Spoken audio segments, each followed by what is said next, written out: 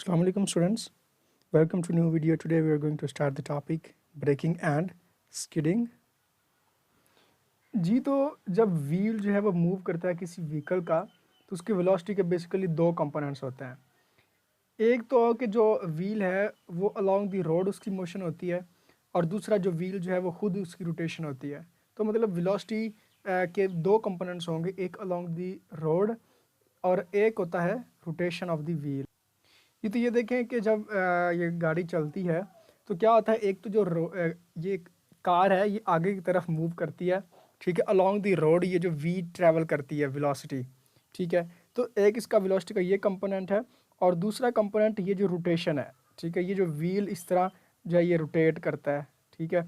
एक ये रोटेशन होती है और एक होती है अलोंग द रोड जिस तरह ये आगे मूव करता जाता है। तो दो कंपोनेंट्स हैं बेसिकली इस वेलोसिटी के कंपोनेंट्स के। जी तो किसी भी व्हीकल को चलाने के लिए, मूव करवाने के लिए या स्टॉप करवाने के लिए एक चीज़ का होना बहुत ज़रूरी है और वो होती है friction between the tyres and road, ठीक है। अगर फ्रिक्शन ज़्यादा है तो आप ये सपोज़ करें कि आपके अगर फ्रिक्शन बहुत ज़्यादा होगी तो आपकी जो गाड़ी है वो रुक जाएगी, ठीक है। फ्रिक्शन की वजह से जो है ना वो गाड़ी रुकती है, क्योंकि जब आप ब्रेक लगाते हैं ना तो एक तो ये है कि वो रोड और टायर के दरमियान फ्रिक्शन होती है, आपका जो टायर है वो लॉक हो जाता है। और दूसरी बात ये है कि जो आपकी ब्रेक्स लगती हैं ना तो ब्रेक ड्रम्स की वजह से भी जो फ्रिक्शन होती है between the drums and tyre, ठीक है, तो उसकी वजह से भी जो है ना ये कार रुक जाती है। अब हम ये चेक करते हैं कि मूव करवाने के लिए कैसे ज़रूरी है फ्रिक्शन। ये तो बात होगी कि स्टॉप करवाने के लिए हमें फ्रिक्शन का होना बहुत ज़रूरी है। अब देखें मूव करवाने के लिए अब देखें अगर सपोज़ ये करें कि बहुत ज़्यादा जो रोड है उसके ऊपर पानी हो चुका है, ठीक है, बारिश हुई है, तो देखें इस तरह होता है कि आपकी जो गाड़ी है वो स्लिप होना शुरू हो जाती है।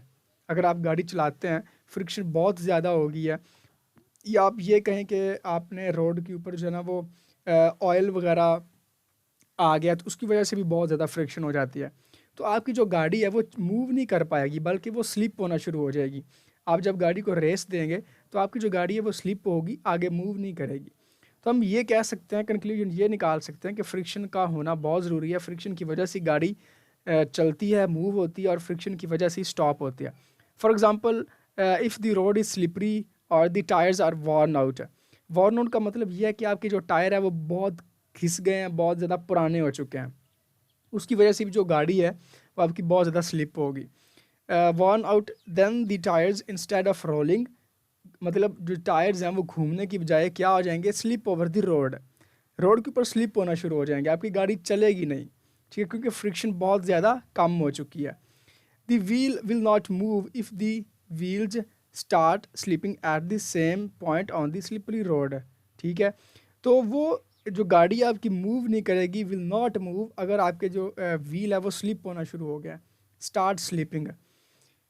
दस for the wheel to roll the friction, force of friction जिसको हम ग्रिपिंग फोर्स भी कहते हैं, मतलब फोर्स ऑफ फ्रिक्शन की वजह से जो टायर है उसका रोड के ऊपर एक ग्रिप होती है। ग्रिप होने का मतलब है कि ग्रिप होगी तो जो रोड है वो, जो आप गाड़ी को रेस देंगे तो आपकी जो गाड़ी है वो आगे चलना स्टार्ट करेगी। अगर ग्रिप नहीं है, आपकी गाड़ी जो है वो स्लिप होना शुरू हो रही है। जिस तरह आप ये भी सपोज कर सकते हैं, आप अपनी गाड़ी को अगर किसी बर्फ़ वाले इलाके में लेके चले जाएं तो वहाँ पे आपकी जो गाड़ी है वो क्या हो जाएगी, स्लिप हो जाएगी, स्लिप होना शुरू हो जाएगी। अक्सर ऐसे भी आप देखते हैं जब बर्फ़ानी जो इलाके होते हैं, जब वहाँ बर्फ़बारी होती है तो गाड़ी जो है वो आपस में टकराना शुरू हो जाती हैं, ठीक है। तो बस वो ड्यू टू के फ्रिक्शन जो है वो बहुत कम हो जाती है, ग्रिपिंग फोर्स नहीं होती वहाँ पे। तो force of friction between the tyres and the road must be enough that prevent them from slipping. तो इतनी ज़्यादा ग्रिपिंग फोर्स ऑफ फ्रिक्शन होनी चाहिए कि वो आपकी गाड़ी को स्लिप ना होने दे, ठीक है। तो गाड़ी के चलने में सबसे ज़्यादा इंपॉर्टेंट रोल जो है फ्रिक्शन का भी एक है, जो कि गाड़ी को चलने में या स्टॉप करने में बहुत इंपॉर्टेंट किरदार अदा करती है। जी तो ये जो हमने सारी बातें डिस्कस की हैं ये है अबाउट ब्रेकिंग, कि आप गाड़ी को कैसे रोक सकते हैं। तो ये सब कुछ ब्रेकिंग के बारे में था। अब हम देखते हैं कि स्किडिंग क्या है। जी स्टूडेंट्स, तो ये देखें, ये है स्किडिंग, ये देखें जी, ये स्किड हो रही है कार। जी स्टूडेंट्स देखें, ये भी स्किड हो रही है कार, ठीक है, ये भी स्किडिंग में ही आता है। जी स्टूडेंट्स, ये देखें, ये भी जो है कार है ये स्किड हो रही है। देखें जी, ये जो कार की स्किडिंग हो रही है।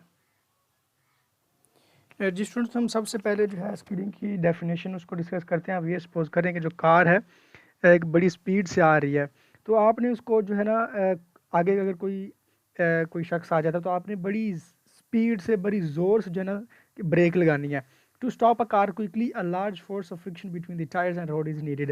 मतलब अगर आपने उस आदमी को एक्सीडेंट से बचाना है तो आपने कार को बड़ी जल्दी रोकना है। उसके लिए जो फ्रिक्शन है बिटवीन द टायर और रोड बहुत ज़्यादा होनी चाहिए। ये ना हो कि बारिश हुई हो और फ्रिक्शन बहुत कम हो और जो है ना टायर जो है वो स्लिप हो जाए, मतलब फ्रिक्शन बहुत ज़्यादा होनी चाहिए। But there is a limit of this force of friction that the tyres can provide. ठीक है, एक हद तक जो फ्रिक्शन है वो प्रोवाइड करते हैं टायर्स। इतनी ज़्यादा जो है ना वो फ्रिक्शन, अगर आपकी गाड़ी जो है 100 की स्पीड से आ रही है तो और आप ये चाहें कि गाड़ी ब्रेक लगाने पे फौरी वहाँ पे जम जाए तो ये बहुत मुश्किल होगा। इतनी ज़्यादा जो है स्पीड से जो है ना टायर स्टॉप नहीं करेंगे, इतनी ज़्यादा फ्रिक्शन जो है टायर के नहीं होगी। एक लिमिट तक जो फोर्स ऑफ फ्रिक्शन जो टायर है वो प्रोवाइड करते हैं। If brakes are applied too strongly, अगर आप बड़ी स्पीड से ब्रेक लगाएंगे उससे होगा क्या, the wheels of the car will lock up. आपके जो टायर्स हैं वो वहीं पे लॉक हो जाएंगे, वो मूव नहीं करेंगे क्योंकि आपने ब्रेक लगा दिया है। The car will skid due to its large momentum. अब मोमेंटम का मतलब ये है, हम सिंपल वर्ड है मोमेंटम ये कहते हैं कोई बॉडी जो मूव कर रही हो उसकी एनर्जी होती है, बेसिकली मूविंग एनर्जी कहते हैं इसको। तो वो बड़ी लार्ज एनर्जी के साथ जो है वो आ रही होती है। तो जब आप अचानक ब्रेक लगाते हैं तो जो व्हील होता है वो लॉकअप हो जाता है और आपकी जो गाड़ी है वो स्किड हो जाती है। जिस तरह देखें, ये आपको मैं दिखा रहा हूँ कि ये बिल्कुल वैसे ही प्रोसेस हो रहा है कि आपके जो व्हील्स हैं वो लॉक होते हैं और ये जो गाड़ी है वो स्किड होना स्टार्ट हो जाती है। जी, तो जब गाड़ी स्किड होती है उसका नुकसान क्या होता है, आप डायरेक्शनल कंट्रोल खो देते हैं, गाड़ी आपके कंट्रोल से बाहर हो जाती है और जिसकी वजह से क्या होता है, एक्सीडेंट जो है वो कॉज हो जाता है। और ये जो है आपको मैं एग्जांपल दिखा रहा हूँ, गाड़ी स्किड होती है, कंट्रोल खो देती है और जो है वो दीवार के साथ जाके टकरा जाती है और एक्सीडेंट जो है वो कॉज हो जाता है।